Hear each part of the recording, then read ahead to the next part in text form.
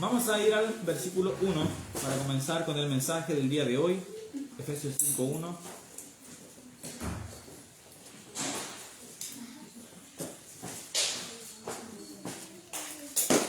Vamos a leer por ahora solo hasta el versículo 5, después vamos a leer más. Efesios 5:1 dice: Sed pues imitadores de Dios como hijos amados y andad en amor, como también Cristo nos amó y se entregó a sí mismo por nosotros, ofrenda y sacrificio a Dios en olor fragante. Pero fornicación y toda inmundicia o avaricia ni aun se nombre entre vosotros como conviene a santos, ni palabras deshonestas, ni necedades, ni truhanerías que no convienen, sino antes bien acciones de gracia. Porque sabéis esto, que ningún fornicario o inmundo o avaro que es idólatra tiene herencia en el reino de Cristo y de Dios. El mensaje de hoy le había puesto andando, como caminando, y estudiando este capítulo de Efesios hasta más o menos como el versículo 20 podemos ver algunas instrucciones de cómo debemos andar, y es interesante cómo desea que Dios sea nuestro caminar con Él, y nos da algunas instrucciones. Y en el primer punto podemos notar de que nosotros debemos andar en algo. En el versículo 2 dice: y andad en amor, y andad en amor. Y nos da un ejemplo, no es cualquier amor. Dice: andad en amor como también Cristo nos amó. Entonces nos dice en amor y nos dice qué tipo de amor. El amor similar o igual al de Cristo.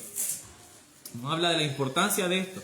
Dice que nosotros debemos imitar a Dios en el primer versículo. Ese es el anhelo, esa es la meta.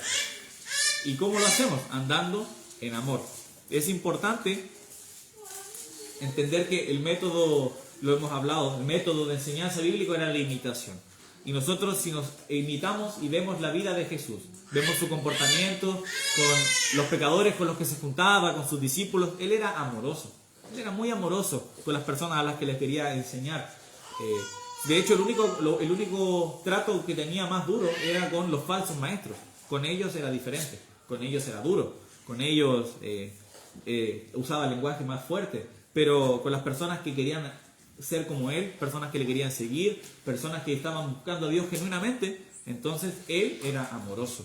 Y así nosotros también debemos andar, como Cristo. Nosotros debemos imitar a nuestro Padre Celestial.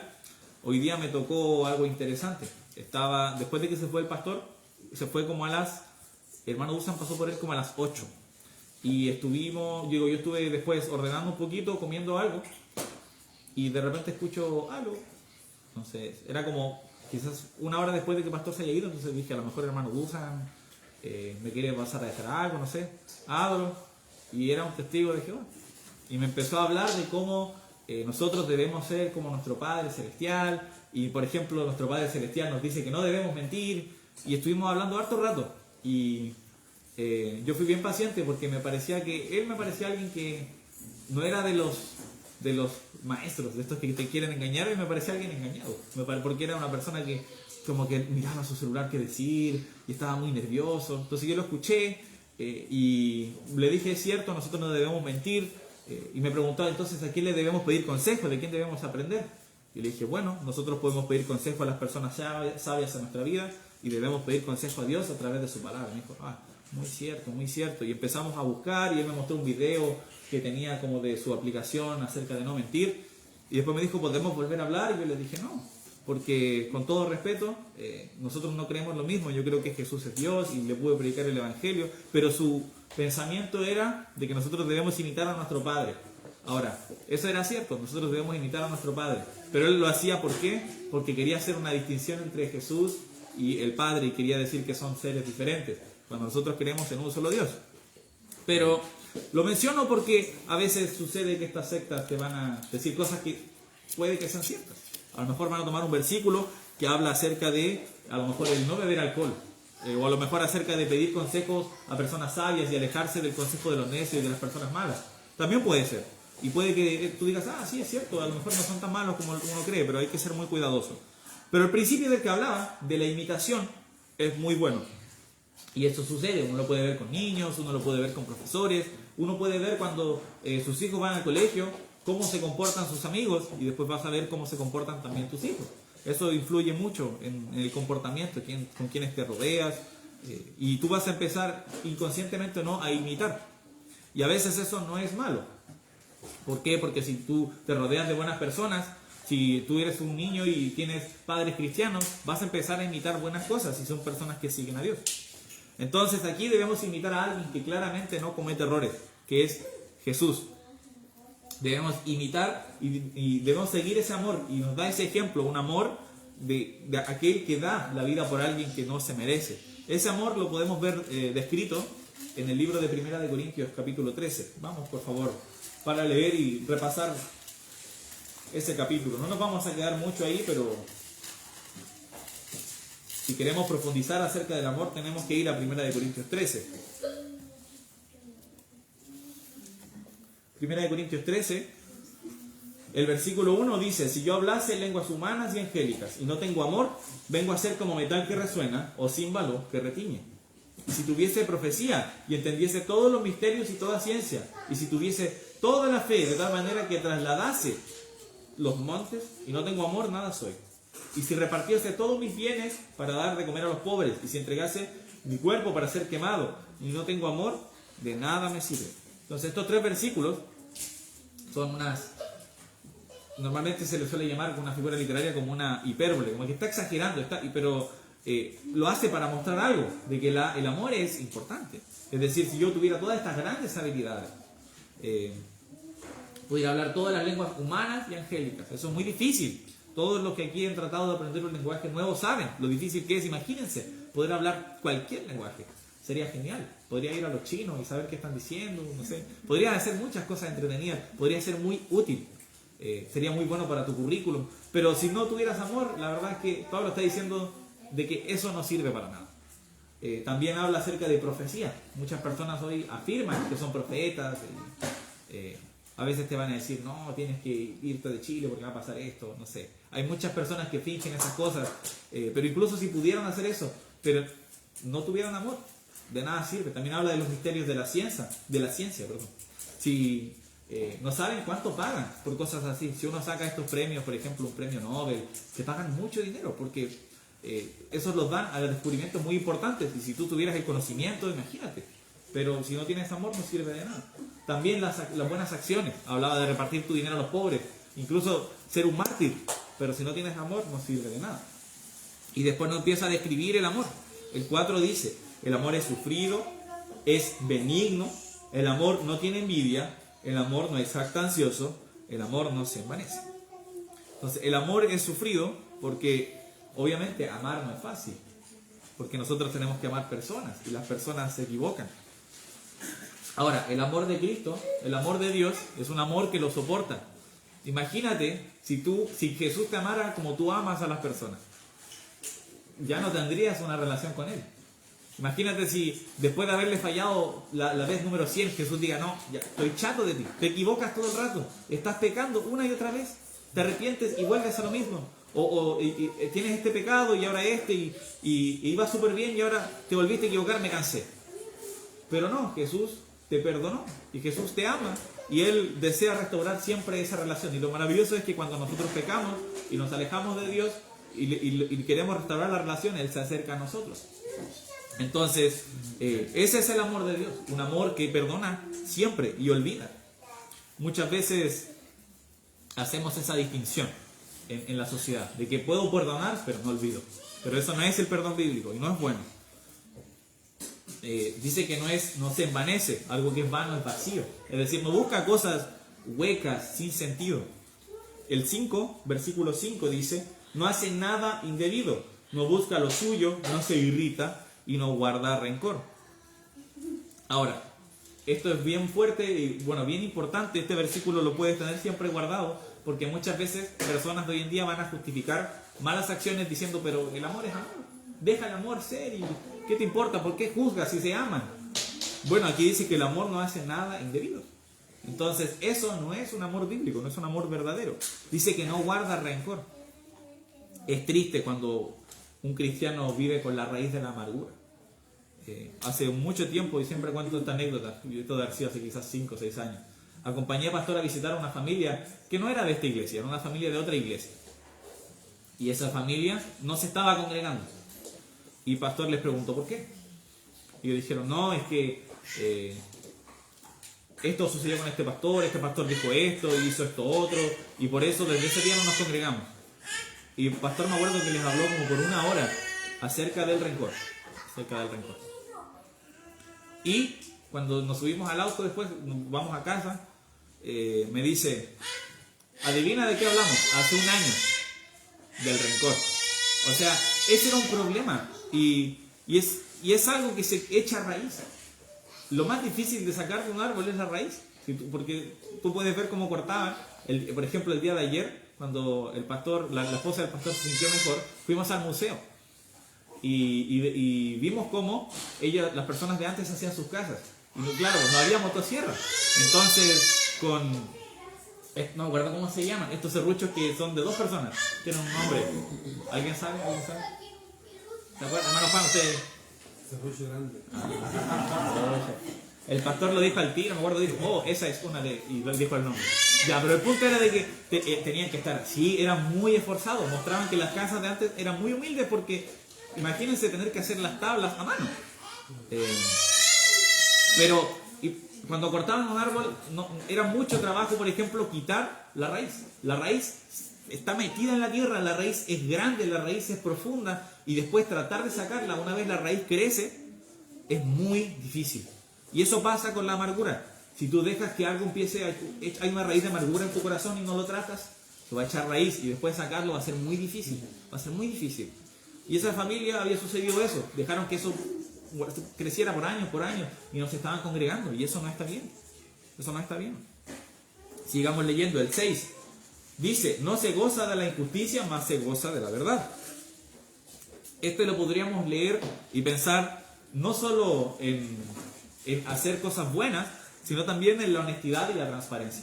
Para tener una relación de cualquier tipo, una relación padre-hijo, una relación de amistad, una relación amorosa, esposo y esposa, necesitas ser honesto, necesitas ser transparente. Son bases fundamentales para cualquier relación de negocio, cualquier relación en general, y usted iba a decir, y de negocios. Si tú quieres hacer negocios con alguien, tienes que ser transparente. ¿Qué pasa si te metes a hacer un negocio y le dices, tengo tanto dinero para invertir y para empezar el negocio? Y la otra persona entonces dice, ok, y vende sus cosas para ayudarte y dice, no, en realidad no tenía tanto, era para que me ayudara. Imagínense hacer negocio con alguien así, con alguien chueco, alguien poco honesto. Eso no es bueno. Entonces, el amor no se goza de la injusticia, se goza de la verdad.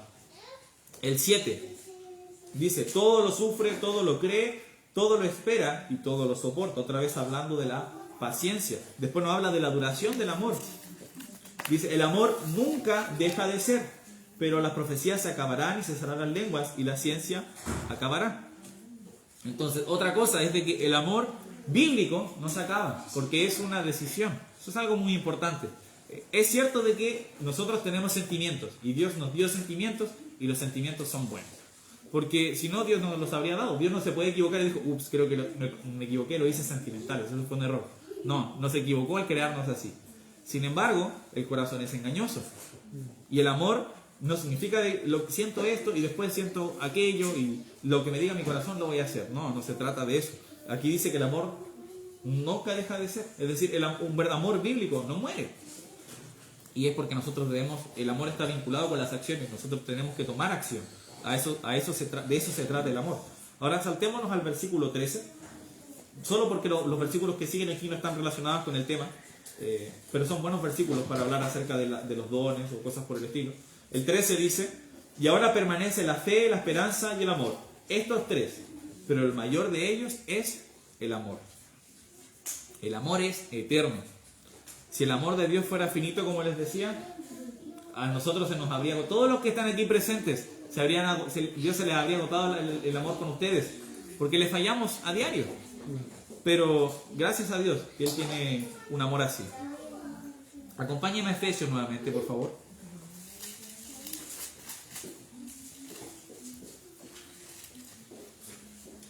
Leamos el capítulo 3, leamos el versículo 17, por favor.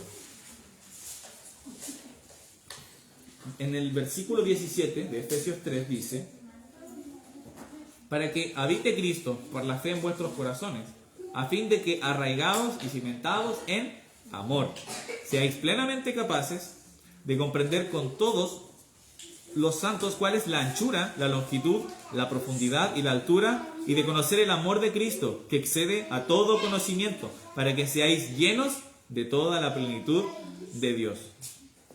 Entonces, habla de que nosotros debemos estar arraigados, pensemos de nuevo en la raíz, cimentados en amor.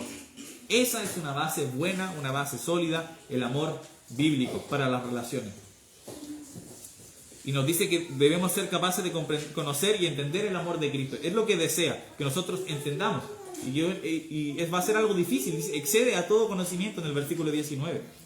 Pero nosotros queremos imitarle, como lo vimos en el versículo 1 de Efesios 5, y andar en el amor de Él. Y si es un amor como el de Cristo, tenemos que ser capaces de entenderlo. Es importante el fundamento en una construcción, el cimiento. Y son varias capas. Yo me acuerdo de ayudar a mi padre a construir un cimiento y no es llegar y colocar cemento como yo pensaba inocentemente. No, son capas de gravilla, se colocan cadenas y se coloca un buen cemento, la mezcla es importante, todas esas cosas eran importantes. Se le echaba otro cosito, no me acuerdo cómo se llamaba, pero para que secara mejor. En fin, eran muchas cosas. No es llegar y simplemente comprar una bolsa de cemento, mezclarla y tirarla. No era tan fácil como yo pensé.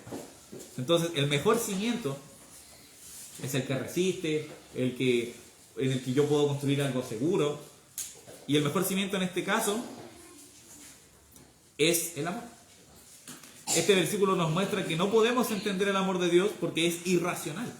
Es decir, excede todo conocimiento, no es lógico. Y si lo pensamos, no tiene sentido. No tiene sentido que el justo haya muerto por el injusto.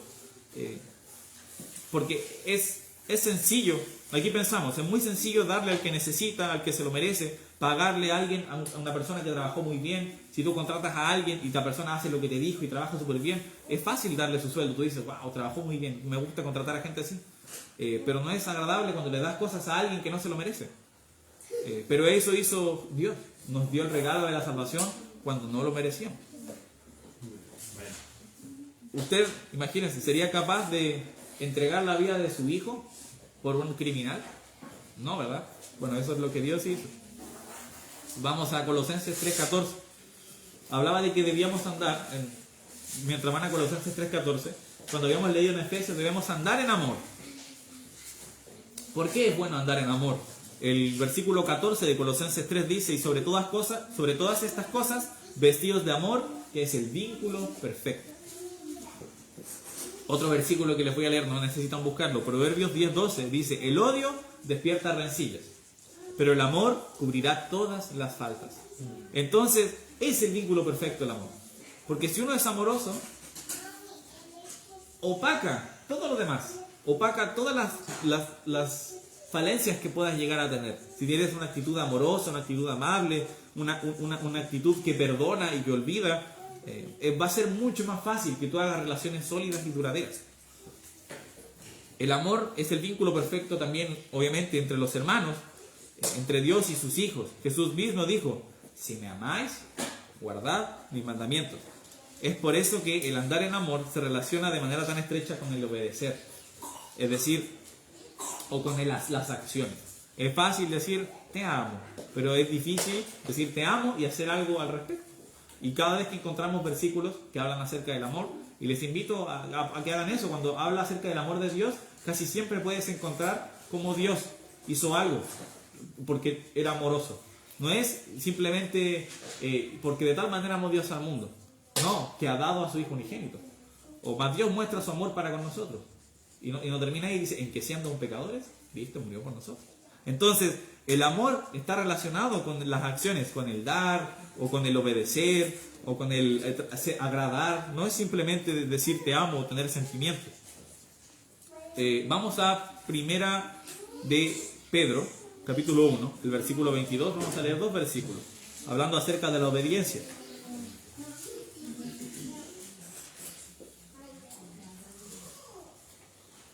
Habla también acerca de que nosotros somos salvos. Uno de los motivos es para un amor fraternal. Dice en el versículo 22 de Primera de Pedro 1, habiendo purificado vuestras almas por la obediencia a la verdad, mediante el Espíritu, para el amor fraternal no fingido. Amaos unos a otros entrañablemente de corazón puro, siendo renacidos, no de simiente corruptible ni de incorruptible, por la palabra de Dios, que vive y permanece para siempre. Entonces, ese amor, me gusta que habla también del corazón puro. Siempre que ves en la Biblia, corazón puro está muy relacionado con ser una persona que no es de doble ánimo. Porque habla de que la persona de doble ánimo es inconstante en todos sus caminos, y cuando se le está instando a la persona que no sea de doble ánimo, dice, los de doble ánimo, purificad vuestros corazones. Entonces nosotros debemos tener una actitud no doble cara, no es decir, no dubitativa, no tibio espiritualmente, sino ser de corazón puro. ¿Por qué fueron purificadas nuestras almas? Dice el versículo, por la obediencia a la verdad. Y eso es maravilloso. Nosotros somos salvos por haber obedecido a lo que la instrucción de Dios. La instrucción de Dios era creer en su Hijo. Y si uno obedece eso, tiene vida eterna. Ahora, hay que ser cuidadoso, tomar ese versículo sin tomar la Biblia y decir que, bueno, si obedezco todas las cosas que Dios me dice, soy salvo. No, no se refiere a eso. Volvamos a Efesios 5. Entonces debemos andar por amor. También debemos... pausa. Pastor dice, saludos amados hermanos, estoy orando por ustedes. Entonces debemos andar por amor, debemos andar también por convicciones. Vamos a Efesios 5, vamos al capítulo 6, Efesios capítulo 5, versículo 6. Dice, nadie os engañe con palabras vanas, porque por estas cosas viene la ira de Dios sobre los hijos de desobediencia. No seáis pues partícipes con ellos, porque en otro tiempo erais tinieblas, mas ahora sois luz en el Señor. Andad como hijos de luz, porque el fruto del Espíritu es en toda bondad, justicia y verdad, comprobando lo que es agradable al Señor, y no participéis en las obras infructuosas de las tinieblas, sino más bien reprendedlas, porque vergonzoso es aún hablar de lo que ellos hacen en secreto. Mas todas las cosas, cuando son puestas en evidencia por la luz, son hechas manifiestas, porque la luz es lo que manifiesta todo. Por lo cual dice, despiértate tú que duermes y levántate de los muertos y te alumbrará Cristo. Mirad pues con diligencia cómo andéis, no como necios, sino como sabios, aprovechando bien el tiempo, porque los días son malos. ¿Por qué habla aquí de andar con convicciones? Porque nos advierte de que no debemos ser engañados, porque van a aparecer personas en tu vida que no tienen las mejores intenciones, que quizás las van a aparentar, y que van a tener ganas de confundirte, van a tener ganas de desviarte de la fe, van a tener muchas veces preparación y te van a, incluso hasta podrían citarte algún versículo para confundirte de doctrinas importantes. Y por eso nosotros tenemos varias instancias en la Biblia donde se nos insta a estar preparados para presentar defensa. Voy a leer un versículo, no necesitan buscarlo. Dice en el versículo 15 de 1 de Pedro 3, sino santificad a Dios a Dios el Señor en vuestros corazones, y estad siempre preparados para presentar defensa con mansedumbre y reverencia ante todo el que os demande razón de la esperanza que hay en vosotros, teniendo buena conciencia, para que los que murmuran de vosotros como de malhechores sean avergonzados los que calumnian vuestra buena conducta en Cristo. Entonces este versículo tampoco te manda a debatir ni a pelear, sino que te manda a estar preparado para presentar defensa. Es decir, que lo que tú creas tenga una base bíblica sólida. Hace poco todavía estoy trabajando en la corrección de la traducción de un libro que habla acerca de la vestimenta. El libro se llama así, A Dios le importa cómo te ves. Y es bien bueno, lo estaba leyendo y he aprendido bastante. Y me gustó que antes de empezar a decir la opinión del autor, hace una introducción y lo explica, pero antes de empezar a tirar versículos y posturas, lo primero que dice es que debemos entender en qué idioma estamos hablando. Entonces empezó a clarificar palabras que iba a utilizar mucho. Y la primera palabra que explicó fue convicción, la palabra convicción. Y la convicción básicamente es algo de lo que yo estoy convencido que es así. Y nuestras convicciones deben estar siempre basadas en la Biblia, y eso es muy importante, porque a veces pueden estar basadas en cosas que tienen sentido, pero que no son la Biblia. Por ejemplo, yo sé que aquí, yo diría que todos los que están aquí dirían que no hay que beber alcohol. No hay que beber alcohol. Ahora, ¿por qué tenemos esa convicción? Alguien podría decir, porque el alcohol hace daño al cuerpo. Otra persona podría decir, no, porque con el alcohol tú no te comportas como deberías comportarte. Pero la mejor respuesta debería ser porque la Biblia lo dice. O podrías ver, o a veces no necesariamente está el versículo, pero a veces tú puedes encontrar principios bíblicos que apoyan tu postura. Por ejemplo, con el vino es bastante claro, pero si alguien te pregunta, ¿puede un cristiano fumar? No puedes decir, la Biblia dice que no puedes fumar, porque si somos exactos, no hay un versículo que diga eso. Pero tú puedes decir, bueno, la Biblia enseña que mi cuerpo es templo del Espíritu Santo, y que yo no soy dueño de mi cuerpo. También puedes hablar acerca de cómo nosotros debemos servir a Dios. Si yo no estoy en un buen estado de salud, yo tampoco le voy a poder servir a Él. Podrías hablar de la mayordomía, de muchas cosas, y tener principios, y así tú formas una convicción. Pero tu convicción siempre tiene que estar basada en la Biblia, principios bíblicos. Entonces, si es cierto, el alcohol, por ejemplo, como les decía, causa problemas, causa también problemas físicos, de salud, causa problemas familiares, pero la razón por la que no debes consumir alcohol es porque la Biblia lo enseña. No porque por todas esas otras cosas son buenos apoyos, pero la razón principal porque la Biblia lo enseña. Y va a haber gente, como les decía, que va a poner en jaque tus principios, va a poner en duda tus principios. Y nosotros tenemos que estar preparados. De hecho, en los tiempos de Timoteo él ya fue advertido. Acompáñenme a 1 de Timoteo 4. Personas que enseñarían falsas enseñanzas. 1 de Timoteo 4.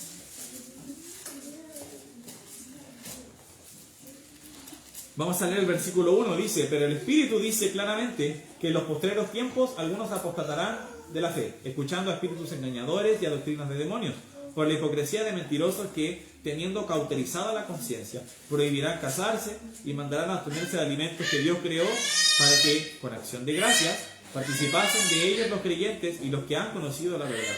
Porque todo lo que Dios creó es bueno y nada es de desecharse si se toma con acción de gracias. Porque por la palabra de Dios, por la oración, es santificado. Entonces, iba a haber personas que iban a engañar, incluso se habla de doctrinas de demonios, o sea, doctrinas demoníacas, y mentirosos dice que tendrán cauterizada la conciencia. Es interesante cauterizado. Cauterizado significa quemado, o sea, está hablando de una insensibilidad. Y es por eso que tú vas a poder ver hoy en día muchas posturas que tú dices, eso es inhumano. Cosas como, por ejemplo, el aborto, es inhumano. ¿Cómo puede alguien querer matar a un bebé? Pero es porque tienen cauterizada la conciencia. Es decir, ellos no son sensibles. Ellos no ven un bebé. Ellos ni siquiera ven un ser humano. Y eso está muy mal. Pero va a haber gente que va a ser así. Y ahí es donde tú debes nuevamente ver dónde están basados tus principios. Podrías decir, no, yo estoy en contra del aborto porque hay estadísticas que muestran de que las madres terminan muy mal, y podrías tirar muchos argumentos que si no fueras cristiano serían buenos, pero si eres un hijo de Dios, la razón principal es porque Dios prohíbe el asesinato. Listo. Y después los otros te pueden ayudar, pero esa debe ser tu cimiento.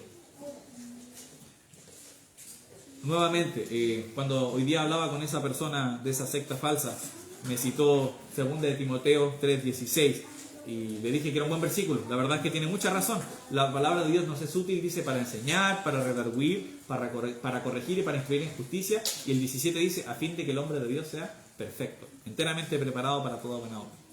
Entonces, nosotros debemos basar nuestras convicciones e incluso nuestras preferencias. Hay cosas que yo creo que la Biblia deja muy claras, como por ejemplo lo del alcohol, pero hay otras cosas que quizás no están tan claras. Pero incluso tus preferencias en esas áreas deben estar basadas en la Biblia. O sea, si tú tienes una opinión respecto a un tema que no está claro, sería bueno que lo pudieras apoyar con versículos. Que no sea, no porque me lo dijo el pastor, o no porque así lo han hecho en mi casa. De hecho, el autor mencionaba eso. Como hablaba de la vestidura conservadora, mencionaba que era un hijo de un pastor y que siempre en su casa fue así. Y todas las personas, todas las mujeres de su casa, por ejemplo, usaban vestidos y faldas. Pero él lo empezó a hacer en su hogar, pero se dio cuenta que en un momento lo hacía porque lo hacía en su familia, no porque él estuviera convencido. Entonces, ¿qué sucede? Que si después algún día la siguiente generación cuestiona y la siguiente generación no fue enseñada de por qué se hace, van a dejar de hacerlo. Van a empezar a decir, no, pero lo hacemos por tradición. ¿Dónde está la Biblia eso? Entonces hay que ser muy cuidadosos con eso. Nosotros también, volviendo ahora a Efesios capítulo 5. Efesios capítulo 5.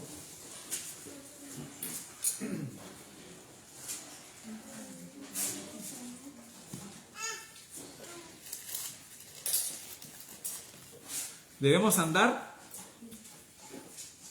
buscando y entendiendo la voluntad de Dios. El versículo 17 dice: por tanto, no seáis insensatos, sino entendidos de cuál sea la voluntad del Señor.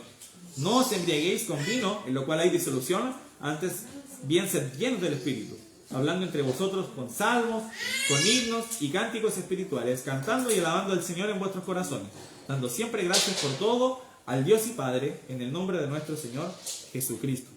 Entonces, habla de que debemos ser entendidos de la voluntad de Dios. No significa que tienes que esperar una revelación o que ores y digas: Señor, por favor, revélame en un sueño lo que quieres que haga. No, no se trata de eso. De hecho, dice que nosotros debemos ser entendidos. Está relacionado con el conocimiento. El trabajo de tratar de entender la voluntad de Dios es un trabajo intelectual, no es un trabajo sentimental. No tiene que ver con las emociones. No se trata de que yo siento que esto es lo que Dios quiere para mí. Ahora, es algo que muchas veces decimos, pero si te estás basando puramente en sentimientos, no está bien. Lo que debes hacer es hacer un trabajo, como decía, intelectual, un trabajo mental. Dice que quiere decir que debemos ser sobrios y tener la mansedumbre de estar dispuesto a que Dios haga lo que sea con nosotros. Por ejemplo, con nuestra conducta. Si yo quiero saber cuál es la voluntad de Dios, bueno, habíamos visto que debo tener principios bíblicos basados en lo que la Biblia enseña, debo andar en amor, pero debo estar dispuesto a hacer lo que Dios desea. Y a veces eso quizás significa sacrificios o dejar malos hábitos de los que estabas acostumbrado. Dios desea y muestra claramente que desea que no andemos en cosas que se andaban antes, en cosas pecaminosas. Por ejemplo, se mencionaba que no seamos partícipes. En el versículo 7 dice: no seáis pues partícipes con ellos. O sea, nos advierte de juntarnos con personas que tienen esas malas actitudes. De hecho, deberíamos estar dispuestos hasta sufrir por Jesús. Mateo capítulo 10, por favor. Vamos a Mateo capítulo 10.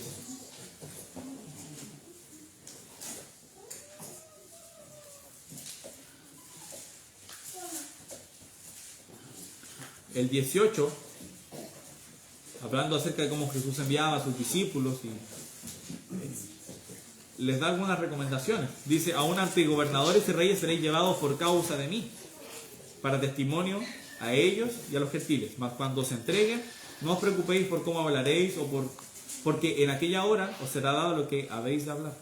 Es decir, si nosotros queremos obedecer a Dios y queremos seguirle, queremos obedecerle con nuestra conducta, con nuestro actuar, queremos hacer la voluntad de Él, no necesariamente va a ser bonito ni agradable. De hecho, muy posiblemente vas a ser perseguido. Muchas veces pasa que tú invitas a una persona a la iglesia y se ríe de ti. Y eso pasa. Ahora, no sé, quizás me pasa con los jóvenes que, como algunos les enseñan esta tolerancia, en realidad la gente hoy en día no es tan tolerante, igual son respetuosos, pero a veces se van a burlar de ti, a veces van a decir: no, estás loco. Después son los mismos que ven el horóscopo. Pero mi punto es de que nosotros vamos a pasar momentos difíciles por seguir y tratar de entender la voluntad de Dios y tratar de seguirla, pero va a valer la pena. Cada vez que Dios daba una misión importante a los hombres del Antiguo Testamento, les hablaba acerca de la valentía, de ser valientes. Pablo también hablaba, y cuando hablaba de predicar el Evangelio, pedía a Dios por denuedo, pedía a Dios por fortaleza, porque no es algo fácil. Pero necesitamos esa fortaleza y ese valor que viene de parte de Dios. Para terminar, me gustaría leer un versículo que habla de eso. Vamos a Josué 1, por favor.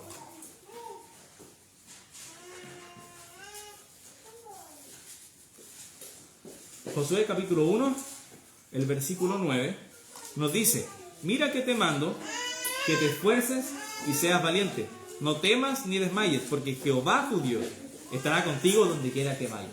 Entonces, la misión de Josué era una misión, yo no sé si jamás en mi vida me han dado una misión así. Quizás yo podría decir: wow, pero quedar como la mano derecha del pastor es difícil. Pero Josué quedó como la mano derecha de Moisés. Y Moisés no se fue de viaje por 7 meses. Moisés murió. Entonces ahora él era el líder. Pero ¿saben qué? Josué hizo un gran trabajo. La Biblia enseña que el pueblo de Israel le temía y le respetaba como lo hacía con Moisés. Entonces, si nosotros pedimos a Dios por ese temor y esa valentía, podemos andar y hacerlo como Josué, ser exitosos. Ok, hermanos. Vamos a orar ahora. Me gustaría que me acompañaran.